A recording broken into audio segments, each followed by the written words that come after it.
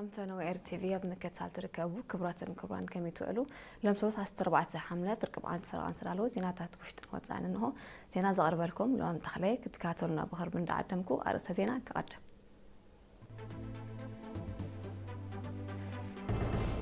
أبو زبادو بزرقحة تكالات كلمة تمرتن ما بعدها من مصفاح زحجز عودة زيتها تخيلوا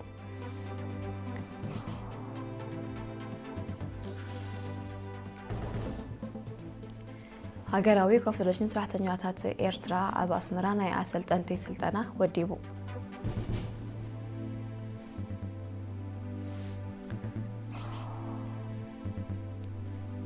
مبعتان ماكلين درجة بيت مرتي لعيتن تجانات تحت أرتي يكايد اللالو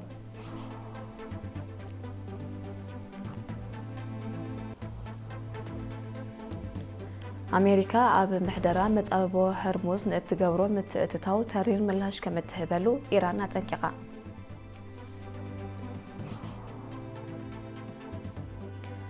الجيريان مالين تواريتوز أنها دبلوماسياوي زمدنان نام نورن مملاس تسماميعن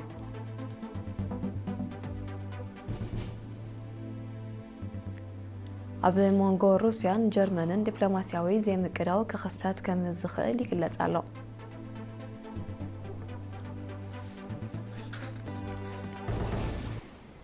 أبي زرزور كنتذكر أبي زبادة وبزرقحة كالات كلمة تمرتن مبعتان مسفاح زحجز عودة زيتة تخايدو وكرئينا في المونتكابو زدالو تابالو أدلتها عفتا مريم كتغربه أبزبادة وبزرقحة كالات كلمة تمرتن مبعتان بمسفاح تبتصحنة أقول قلوت تمرتين مرققات بعسرت حدا حملة أمن دفرع عودة زيتة تغانيعو أبتا أم حدرتن أصوباتاتن حالفت تكالات تمرت زوبان سترخبلو مدرخ محدار زوادو أتهابتاب تسفاتين أبزس معقال قاسكاس مسرح ممهارن مستمهارن نمحيال بدرجة زوان كومن تبقصوتات هنزات تحت قرص تكالات كلمة تمرت بسفيحكو سد مخانو قليتو اتمدب قلعو أما أكل عدوم ناي تمرت عدل نخهرهو مخانو زحابرة أتهابتاب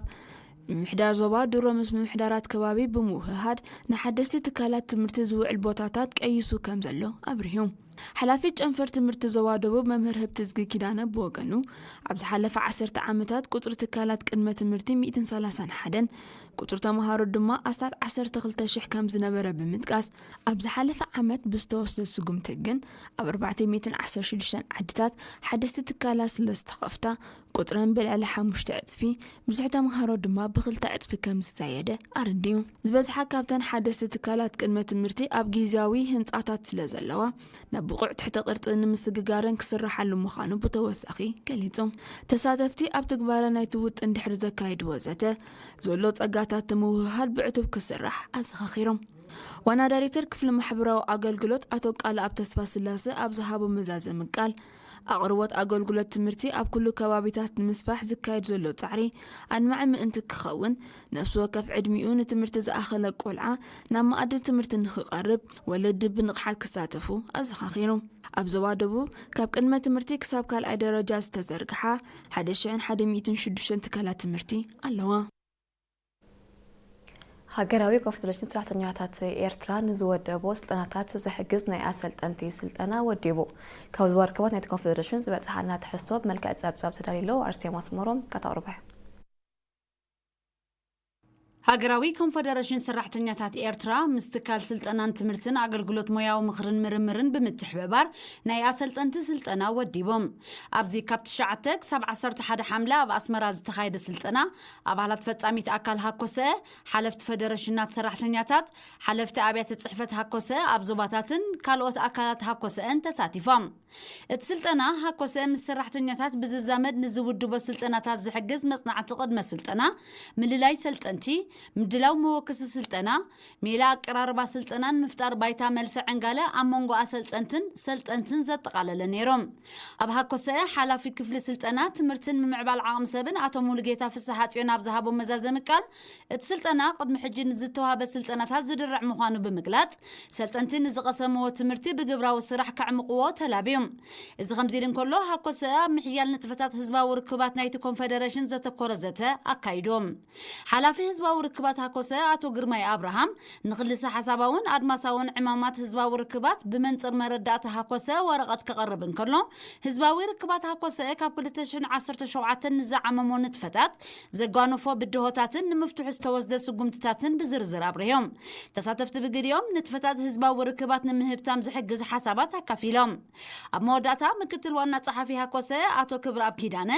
ዕማማት ሃኮሰ ንምጉላሕን ንምድንፋዕን ክፍልታት ፌደሬሽናት ሰራሕተኛታትን ኣብያተ ጽሕፈት ዞባታትን ምስ ህዝባዊ ርክባት ተዋሃይደን ክሰርሓ ተላብዮም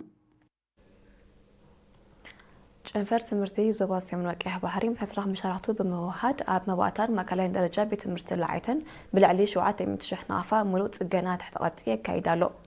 እቲ ካብ ቀዳማይ ሰሙን ወርሒ ሰነ ዝጀመረ ሓፈሻዊ ናይ ጽገና ስራሕ ምቕያር ዚንጎታት ጽገና መናድቕ ከምውን ምዕራይ ማዓጹን መሰኾትን ከም ዘጠቃለል መምህርታ ቤት ትምህርቲ መምህር ኢብራሂም አሕመዲን ገሊጹ እቲ ብክኢላታት ህንፃዊ ልምዓት ተጸኒዑ ዝካየድ ዘሎ መስርሕ ጽገና ኣብ መስርሕ መምሃርን ምስትምሃርን ከጋጥም ዝጸንሐ ብድሆታት ከም ዘቃልል ብምጥቃስ ነበርቲን ዝገብርዎ ዘለዉ ጉልበታዊ ሓገዝ ሞጊሱ ኣማሕዳሪ መምሕዳር ከባቢ ላዕይተን አቶ ሳልሕ ሱሌማን ብግድኡ እቲ ስራሕ ኣብ ዝተወጠኖ ግዜ ንኽዛዘም ተሳትፎኦም ዝሓየለ ከም ዝቐጽልዎ ኣረጋጊጹ ኣብ 9:3 ተሃኒጻ መባእታ ስራሕ ዝጀመረት ኣብ 2017 ድማ ናብ ማእከላይ ደረጃ ዝተሰጋገረት ቤት ትምህርቲ ላዕይተን ሎሚ ዓመት 49 ሚእታዊት ደቂ ኣንስትዮ ዝርከብዎም ልዕሊ 900 ተምሃሮ ስሩዕ ኣገልግሎት ትህባላ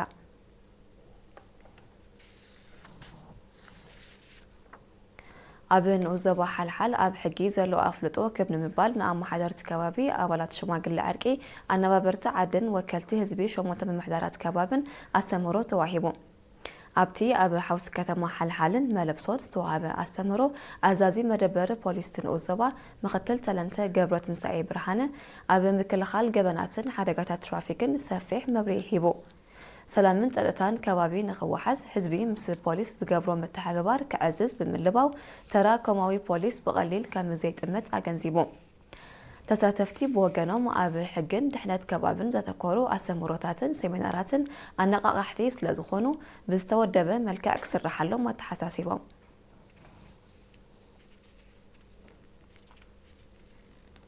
ክቡራትን ክቡራን ቀጽሉ ዝቐርብ ዜና ወጻኢ ንምክትታልኩም ደቂመ ብኽብሪ ዓድም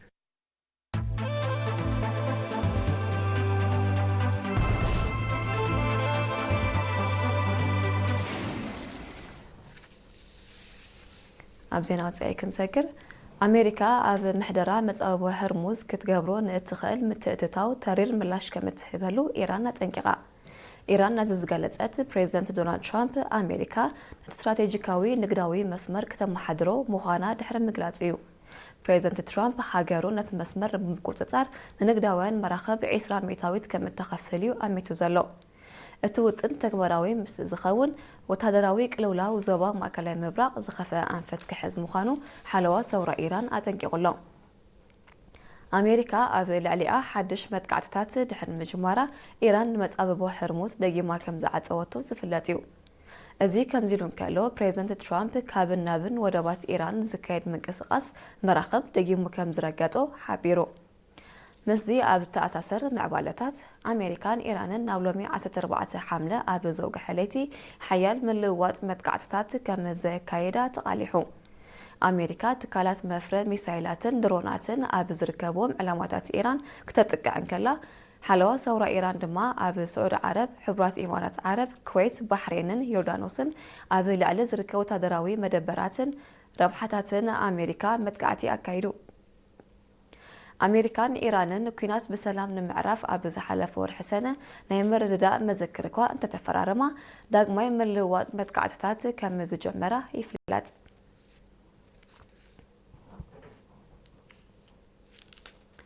ኣልጄርያን ማሊን ልዕሊ 1 ዓመት ተቋሪጹ ዝጸንሐ ዲፕሎማስያዊ ዝምድናን ናብ ንቡር ንምምላስ ተሰማሚዐን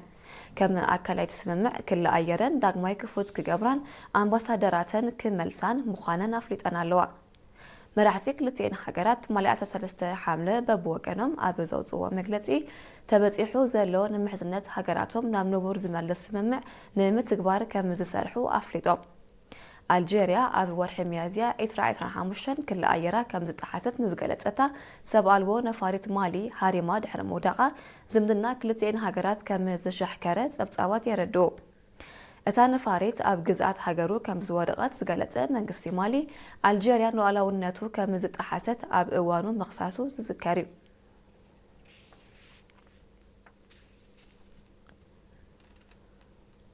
ኣብ መንጎ ሩስያን ጀርመንን ዲፕሎማስያዊ ዘይምቅራው ክኽሰት ከም ዝኽእል ይግለጽ ኣሎ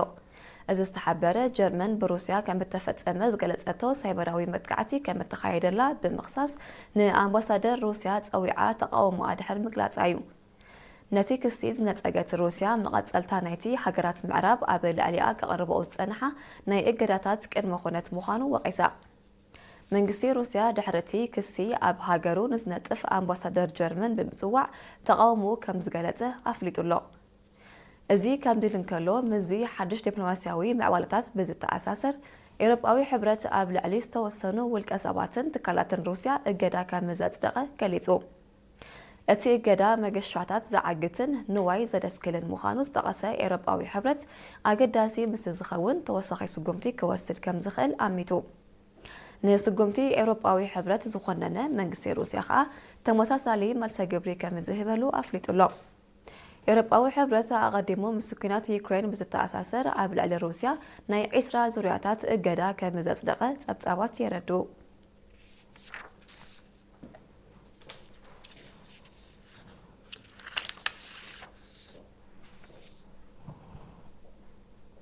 ክቡራትን ክቡራንን ዜና ቅድሚ ምዛምና ኣርእስታቱ ክደግመልኩም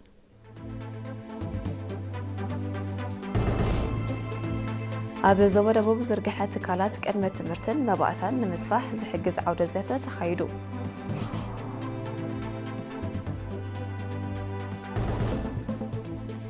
ሃገራዊ ኮንፌደሬሽን ሰራሕተኛታት ኤርትራ ኣብ ኣስመራ ናይ ኣሰልጠንቲ ስልጠና ወዲቡ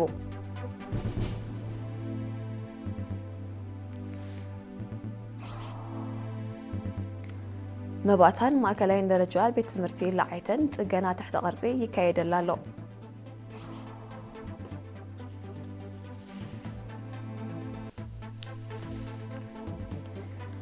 ኣሜሪካ ኣብ ምሕደራ መጻወቦ ሕርሙዝ ንእትገብሮ ምትእትታው ተሪር ምላሽ ከም እትህበሉ ኢራን ኣጠንቂቓ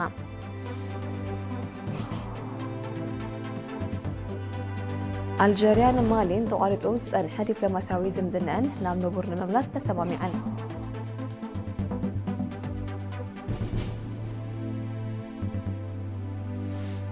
ኣብ መንጎ ሩስያን ጀርመንን ዲፕሎማስያዊ ዘይምቅዳው ክኽሰት ከም ዝኽእል ይግለጽ ኣሎ